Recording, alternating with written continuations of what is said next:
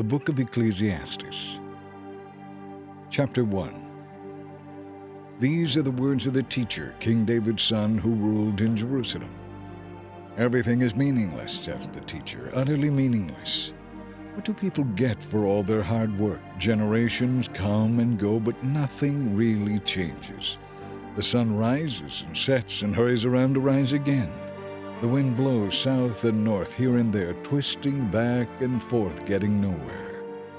The rivers run into the sea, but the sea is never full. Then the water returns again to the rivers and flows again to the sea. Everything is so weary and tiresome. No matter how much we see, we are never satisfied. No matter how much we hear, we are not content. History merely repeats itself. It has all been done before. Nothing under the sun is truly new. What can you point to that is new? How do you know it didn't already exist long ago? We don't remember what happened in those former times, and in future generations no one will remember what we are doing now. I, the teacher, was king of Israel, and I lived in Jerusalem. I devoted myself to search for understanding and to explore by wisdom everything being done in the world. I soon discovered that God has dealt a tragic existence to the human race. Everything under the sun is meaningless, like chasing the wind. What is wrong cannot be righted. What is missing cannot be recovered. I said to myself, look, I am wiser than any of the kings who ruled in Jerusalem before me. I have greater wisdom and knowledge than any of them. So I worked hard to distinguish wisdom from foolishness. But now I realize that even this was like chasing the wind. For the greater my wisdom, the greater my grief. To increase knowledge only increases sorrow. Chapter 2.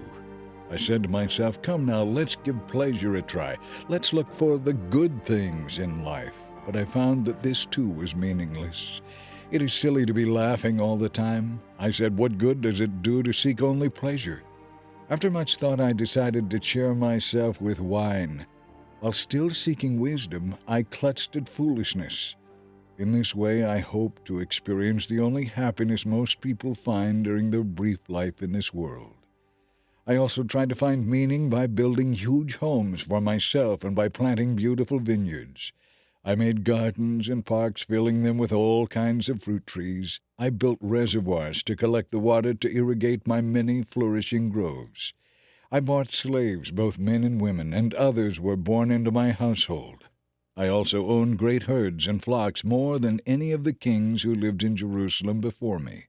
I collected great sums of silver and gold, the treasure of many kings and provinces.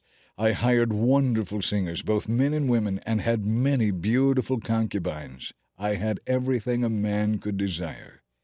So I became greater than any of the kings who ruled in Jerusalem before me. And with it all, I remained clear-eyed so that I could evaluate all these things. Anything I wanted, I took. I did not restrain myself from any joy. I even found great pleasure in hard work, an additional reward for all my labors. But as I looked at everything I had worked so hard to accomplish, it was all so meaningless. It was like chasing the wind. There was nothing really worthwhile anywhere. So I decided to compare wisdom and folly, and anyone else would come to the same conclusions I did. Wisdom is of more value than foolishness, just as light is better than darkness. For the wise person sees while the fool is blind. Yet I saw that wise and foolish people share the same fate. Both of them die. Just as the fool will die, so will I. So of what value is all my wisdom? Then I said to myself, this is all so meaningless.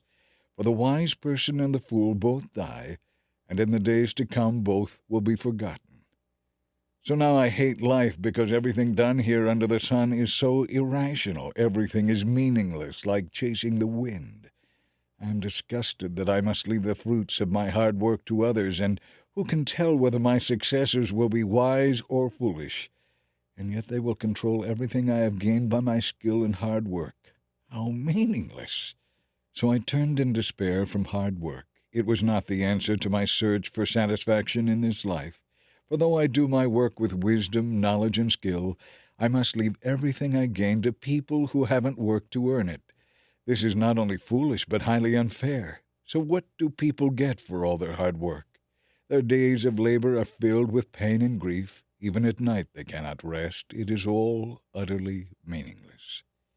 So I decided there is nothing better than to enjoy food and drink and to find satisfaction in work. Then I realized that this pleasure is from the hand of God. For who can eat or enjoy anything apart from Him? God gives wisdom, knowledge, and joy to those who please Him. But if a sinner becomes wealthy, God takes the wealth away and gives it to those who please Him. Even this, however, is meaningless, like chasing the wind. Chapter 3.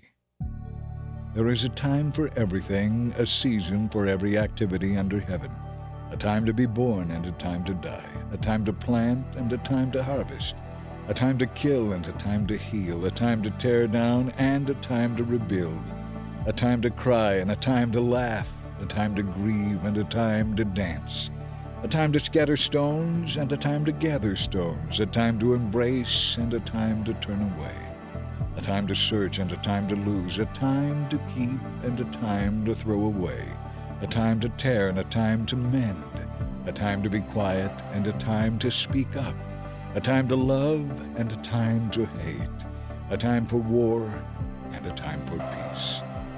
What do people really get for all their hard work? I have thought about this in connection with the various kinds of work God has given people to do. God has made everything beautiful for its own time. He has planted eternity in the human heart, but even so, people cannot see the whole scope of God's work from beginning to end.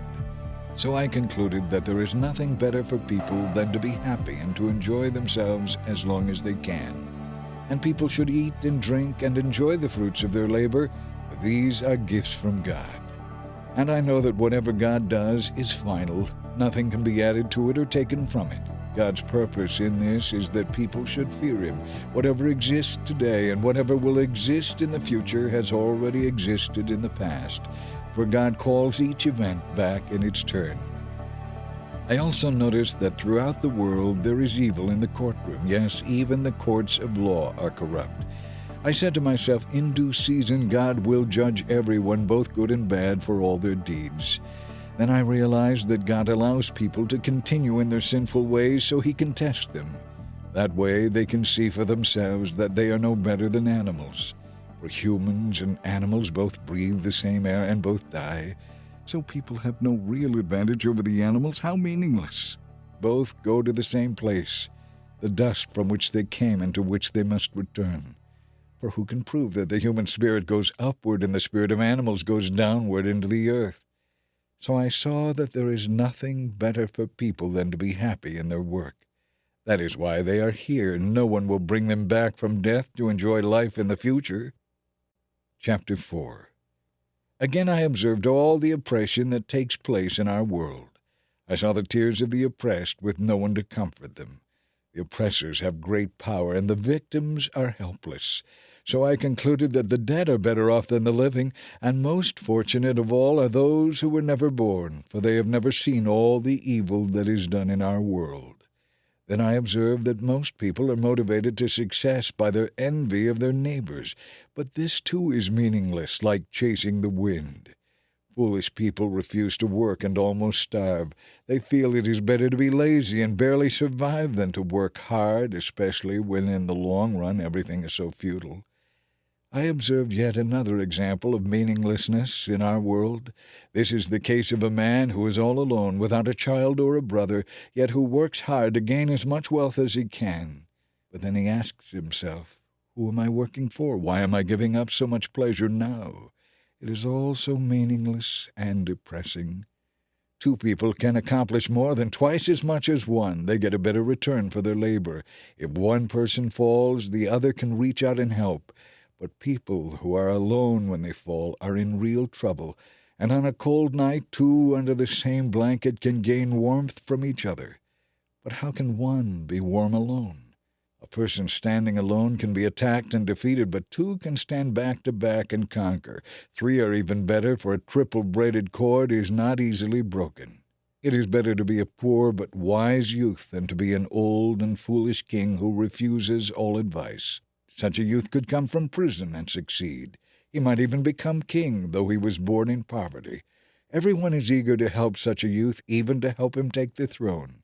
He might become the leader of millions and be very popular, but then the next generation grows up and rejects him. So again, it is all meaningless, like chasing the wind. Chapter 5. As you enter the house of God, keep your ears open and your mouth shut.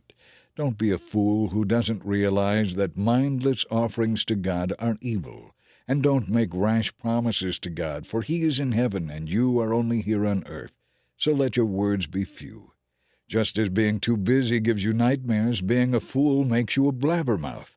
So when you make a promise to God, don't delay in following through, for God takes no pleasure in fools. Keep all the promises you make to Him. It is better to say nothing than to promise something that you don't follow through on. In such cases, your mouth is making you sin, and don't defend yourself by telling the temple messenger that the promise you made was a mistake. That would make God angry, and He might wipe out everything you have achieved. Dreaming all the time instead of working is foolishness, and there is ruin in a flood of empty words. Fear God instead.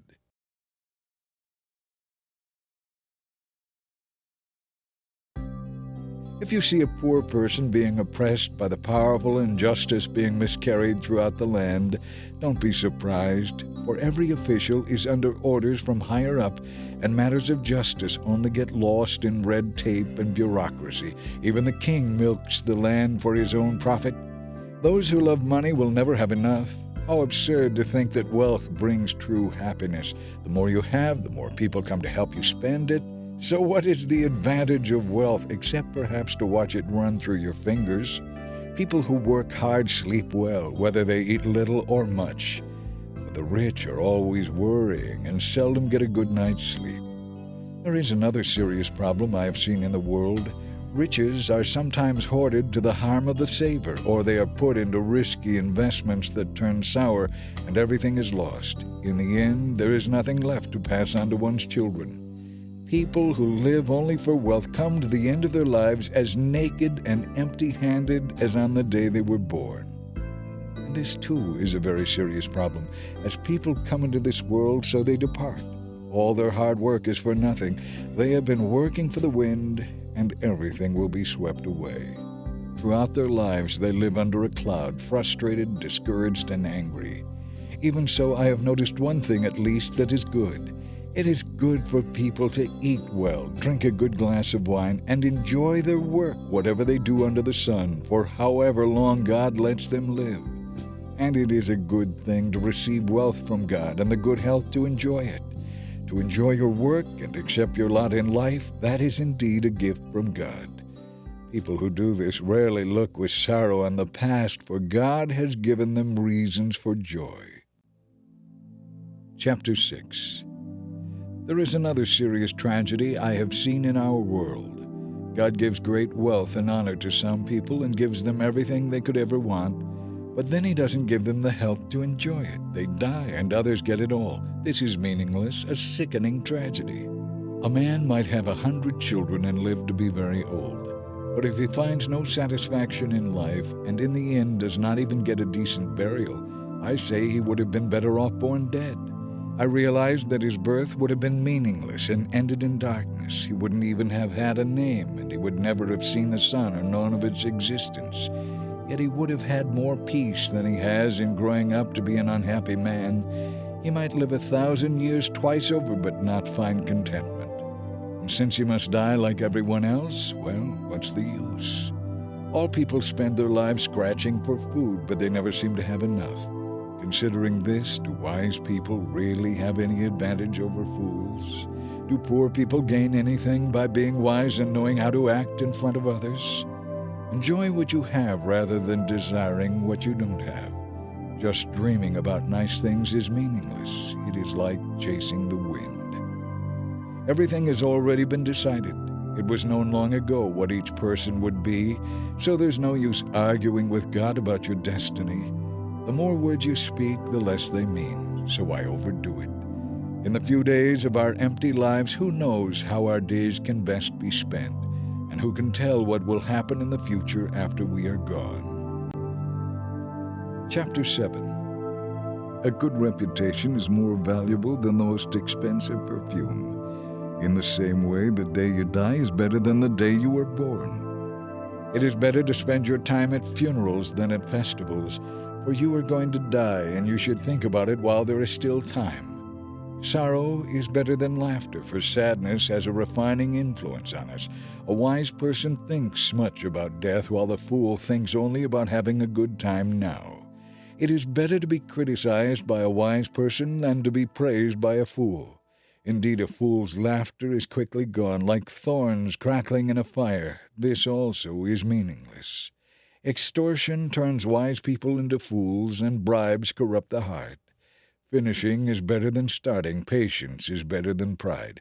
Don't be quick-tempered, for anger is the friend of fools. Don't long for the good old days, for you don't know whether they were any better than today. Being wise is as good as being rich. In fact, it is better. Wisdom or money can get you almost anything, but it's important to know that only wisdom can save your life. Notice the way God does things, then fall into line. Don't fight the ways of God, for who can straighten out what He has made crooked? Enjoy prosperity while you can, but when hard times strike, realize that both come from God. That way you will realize that nothing is certain in this life. In this meaningless life, I have seen everything, including the fact that some good people die young and some wicked people live on and on. So don't be too good or too wise. Why destroy yourself? On the other hand, don't be too wicked either. Don't be a fool. Why should you die before your time? So try to walk a middle course. But those who fear God will succeed either way. A wise person is stronger than the 10 leading citizens of a town. There is not a single person in all the earth who is always good and never sins. Don't eavesdrop on others. You may hear your servant laughing at you, for you know how often you yourself have laughed at others. All along I have tried my best to let wisdom guide my thoughts and actions. I said to myself, I am determined to be wise, but it didn't really work. Wisdom is always distant and very difficult to find. I searched everywhere, determined to find wisdom and to understand the reason for things. I was determined to prove to myself that wickedness is stupid and that foolishness is madness. I discovered that a seductive woman is more bitter than death. Her passion is a trap, and her soft hands will bind you. Those who please God will escape from her, but sinners will be caught in her snare. This is my conclusion, says the teacher. I came to this result after looking into the matter from every possible angle. Just 1 out of every 1,000 men I interviewed can be said to be upright, but not one woman. I discovered that God created people to be upright, but they have each turned to follow their own downward path. Chapter 8. How wonderful to be wise, to be able to analyze and interpret things. Wisdom lights up a person's face, softening its hardness. Obey the king because you have vowed before God to do this. Don't try to avoid doing your duty, and don't take a stand with those who plot evil, for the king will punish those who disobey him. The king's command is backed by great power. No one can resist or question it. Those who obey him will not be punished. Those who are wise will find a time and a way to do what is right. Yes, there is a time and a way for everything, even as people's troubles lie heavily upon them. Indeed, how can people avoid what they don't know is going to happen? None of us can hold back our spirit from departing. None of us has the power to prevent the day of our death. There is no escaping that obligation, that dark battle. And in the face of death, wickedness will certainly not rescue those who practice it. I have thought deeply about all that goes on here in the world, where people have the power to hurt each other. I have seen wicked people buried with honor. How strange that they were the very ones who frequented the temple and are praised in the very city where they committed their crimes. When a crime is not punished, people feel it is safe to do wrong. But even though a person sins 100 times and still lives a long time, I know that those who fear God will be better off. The wicked will never live long, good lives, for they do not fear God. Their days will never grow long like the evening shadows. And this is not all that is meaningless in our world. In this life, good people are often treated as though they were wicked, and wicked people are often treated as though they were good. This is so meaningless. So I recommend having fun, because there's nothing better for people to do in this world than to eat, drink, and enjoy life. That way they will experience some happiness along with all the hard work God gives them.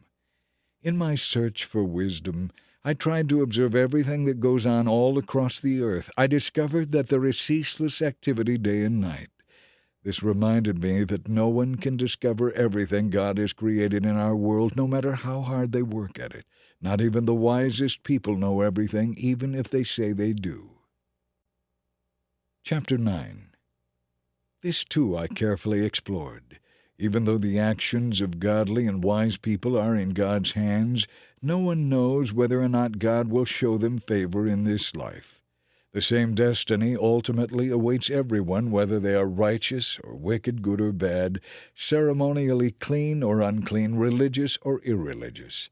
Good people receive the same treatment as sinners, and people who take oaths are treated like people who don't. It seems so tragic that one fate comes to all. That is why people are not more careful to be good. Instead, they choose their own mad course, for they have no hope. There is nothing ahead but death anyway. There is hope only for the living, for as they say, it is better to be a live dog than a dead lion. The living at least know they will die, but the dead know nothing. They have no further reward, nor are they remembered. Whatever they did in their lifetime, loving, hating, envying, is all long gone. They no longer have a part in anything here on earth. So go ahead, eat your food and drink your wine with a happy heart, for God approves of this. Wear fine clothes with a dash of cologne. Live happily with the woman you love through all the meaningless days of life that God has given you in this world. The wife God gives you is your reward for all your earthly toil. Whatever you do, do well. For when you go to the grave, there will be no work or planning or knowledge or wisdom. I have observed something else in this world of ours. The fastest runner doesn't always win the race, and the strongest warrior doesn't always win the battle. The wise are often poor, and the skillful are not necessarily wealthy. And those who are educated don't always lead successful lives. It is all decided by chance, by being at the right place at the right time. People can never predict when hard times might come, like fish in a net or birds in a snare. People are often caught by sudden tragedy. Here is another bit of wisdom that has impressed me as I have watched the way our world works. There was a small town with only a few people living in it, and a great king came with his army and besieged it. There was a poor wise man living there who knew how to save the town, and so it was rescued. But afterward no one thought any more about him. Then I realized that though wisdom is better than strength, those who are wise will be despised if they are poor. What they say will not be appreciated for long, but even so the quiet words of a wise person are better than the shouts of a foolish king. A wise person can overcome weapons of war, but one sinner can destroy much that is good. Chapter 10. Dead flies will cause even a bottle of perfume to stink. Yes, an ounce of foolishness can outweigh a pound of wisdom and honor. The hearts of the wise lead them to do right, and the hearts of the foolish lead them to do evil. You can identify fools just by the way they walk down the street. If your boss is angry with you, don't quit. A quiet spirit can overcome even great mistakes. There is another evil I have seen as I have watched the world go by. Kings and rulers make a grave mistake if they give foolish people great authority, and if they fail to give people of proven worth the rightful place of dignity. I have even seen servants riding like princes and princes walking like servants. When you dig a well, you may fall in. When you demolish an old wall, you could be bitten by a snake. When you work in a quarry, stones might fall and crush you. When you chop wood, there is danger with each stroke of your axe. Such are the risks of life. Since a dull axe requires great strength, sharpen the blade. That's the value of wisdom. It helps you succeed. It does no good to charm a snake after it has bitten you. It is pleasant to listen to wise words, but the speech of fools brings them to ruin. Since fools base their thoughts on foolish premises, their conclusions will be wicked madness. Foolish people claim to know all about the future and tell everyone the details. But who can really know what is going to happen? Fools are so exhausted by a little work that they have no strength for even the simplest tasks. Destruction is certain for the land whose king is a child and whose leaders feast in the morning. Happy is the land whose king is a nobleman and whose leaders feast only to gain strength for their work, not to get drunk. Laziness lets the roof leak, and soon the rafters begin to rot. A party gives laughter, and wine gives happiness, and money gives everything. Never make light of the king, even in your thoughts, and don't make fun of a rich man either. A little bird may tell them what you have said. Chapter 11. Give generously, for your gifts will return to you later. Divide your gifts among many, for you do not know what risks might lie ahead. When the clouds are heavy, the rains come down. When a tree falls, whether south or north, there it lies. If you wait for perfect conditions, you will never get anything done. God's ways are as hard to discern as the pathways of the wind, and as mysterious as a tiny baby being formed in a mother's womb. Be sure to stay busy and plant a variety of crops, for you never know which will grow. Perhaps they all will. Light is sweet. It's wonderful to see the sun. When people live to be very old, let them rejoice in every day of life, but let them also remember that the dark days will be many. Everything still to come is meaningless. Young man, it's wonderful to be young. Enjoy every minute of it. Do everything you want to do. Take it all in. But remember that you must give an account to God for everything you do. So banish grief and pain, but remember that youth, with a whole life before it, still faces the threat of meaninglessness. Chapter 12. Don't let the excitement of youth cause you to forget your Creator. Honor Him in your youth before you grow old and no longer enjoy living. It will be too late then to remember Him when the light of the sun and moon and stars is dim to your old eyes, and there is no silver lining left among the clouds. Your limbs will tremble with age, and your strong legs will grow weak. Your teeth will be too few to do their work, and you will be blind, too. And when your teeth are gone, keep your lips tightly closed when you eat. Even the chirping of birds will wake you up, but you yourself will be deaf and tuneless with a quavering voice. You will be afraid of heights and of falling, white-haired and withered, dragging along without any sexual desire. You will be standing at death's door, and as you near your everlasting home, the mourners will walk along the streets. Yes, remember your Creator now while you are young, before the silver cord of life snaps and the golden bowl is broken. Don't wait until the water jar is smashed at the spring and the pulley is broken at the well. For then the dust will return to the earth, and the spirit will return to God who gave it. All is meaningless, says the teacher, utterly meaningless. Because the teacher was wise, he taught the people everything he knew. He collected proverbs and classified them. Indeed, the teacher taught the plain truth, and he did so in an interesting way.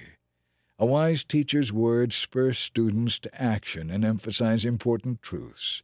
The collected sayings of the wise are like guidance from a shepherd. But, my child, be warned, there is no end of opinions ready to be expressed. Studying them can go on forever and become very exhausting. Here is my final conclusion. Fear God and obey His commands, for this is the duty of every person. God will judge us for everything we do, including every secret thing, whether good or bad.